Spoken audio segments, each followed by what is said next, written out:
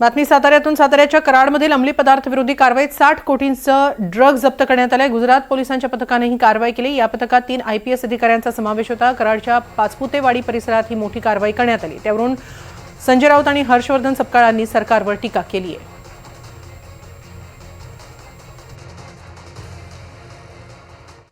साताऱ्यामध्ये शेकडो कोटीचं, हजारो कोटीचं ड्रग्स सातत्यानं सापडत आहे आणि महाराष्ट्राच्या निवडणुकामध्ये ड्रग्सचा पैसा खेळवला जातो। आता याचे सूत्रधार कोण साताऱ्यातले हे तुम्ही शोधलं पाहिजे, हे पोलिसांनी शोधलं पाहिजे। मुंबईचे पोलीस जातात आणि पहिली कारवाई करतात, गुजरातचे पोलीस येतात आणि दुसरी कारवाई करतात, बरोबर आहे।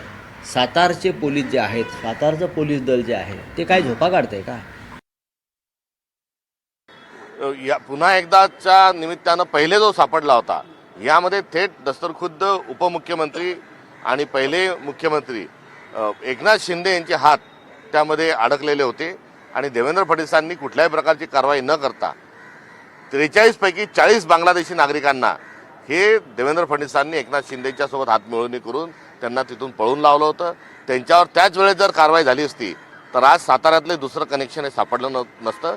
यामध्ये थेट स्वरूपामध्ये पहिले तर केवळ एकनाथ शिंदे यांचाच त्याशी थेट संबंध होता अशा स्वरूपाची वस्तुस्थिती समोर आली होती। आता त्यांचाच नाही तर त्यांचे पार्टनर देवेंद्र फडणवीस असल्याचंही या निमित्तानं लक्षात येतं, कारण तेव्हाच कारवाई केली असती तर ही कारवाई झाली नसती आणि ही त्या जिल्ह्यामध्ये अभय मिळावं असे धंदे करता यावे मुख्यमंत्र्यांना। मुख्यमंत्री हेच खरे आका आहे हे देखील आम्ही सांगितलं होतं।